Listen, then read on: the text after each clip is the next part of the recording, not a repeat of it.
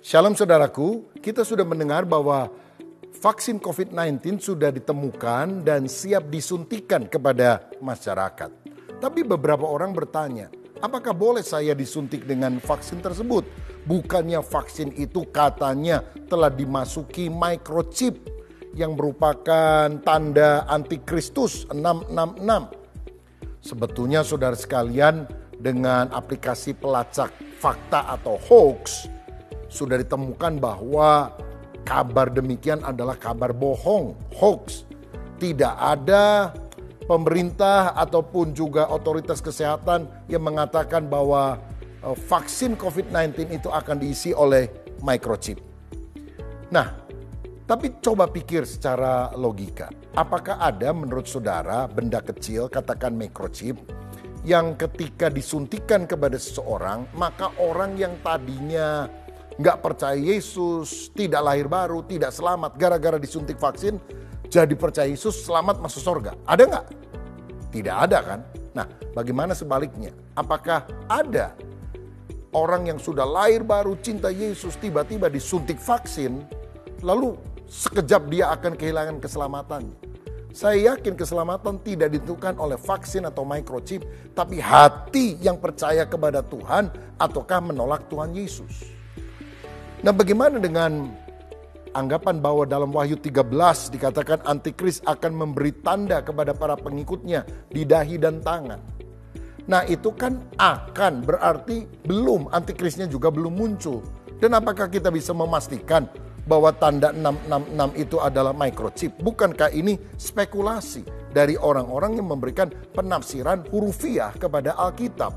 Seakan-akan yang ditanamkan di dahi dan tangan itu adalah microchip. Sebab kalau kita lihat di dalam Wahyu pasal yang ke-14 ayat yang pertama, para pengikut Yesus juga akan mendapatkan materai di dahinya. Itu hurufiah atau simbolis? Masa kita akan dicap di sini 777 atau 888? Tidak, bukan. Itu kan simbol bahwa pikiran orang yang percaya kepada Kristus adalah pikiran yang dikuasai Roh Kudus, pikiran Kristus.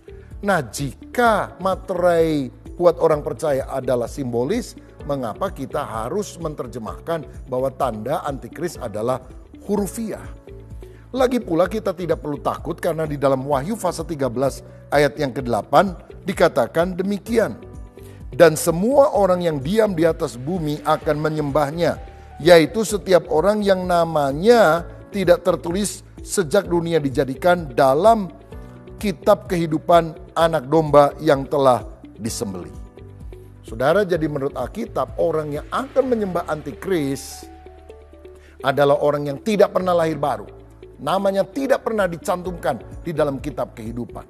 Jadi yang penting saudara percaya Yesus, lahir baru, nama kita tercantum dalam kitab kehidupan. Tuhan memberikan jaminan keselamatan kekal sampai seterusnya. Itu sebabnya mari kita tidak mudah termakan hoax yang menggunakan ayat-ayat Alkitab sekalipun, tapi kita benar-benar berpegang kepada kebenaran. Kalau nanti antikris muncul, mudah-mudahan kita sudah diangkat bersama dengan Yesus. Tapi kalau ada yang tertinggal, saudara harus ingat, kalau antikris muncul, semua orang akan diminta untuk menyembah dia dan dia memberikan tanda, saya nggak tahu tandanya apa, maka jangan menerimanya. Karena saudara akan mengalami penghukuman kekal. Tapi kalau saudara mempertahankan imanmu kepada Tuhan, bahkan harus menyerahkan nyawa, keselamatan masih tersedia. Ini doa saya supaya kita sungguh-sungguh lahir baru, penuh Roh Kudus. Sehingga pada waktu Kristus datang, kita diangkat dan kita tidak mengalami masa antikris. Tuhan memberkati.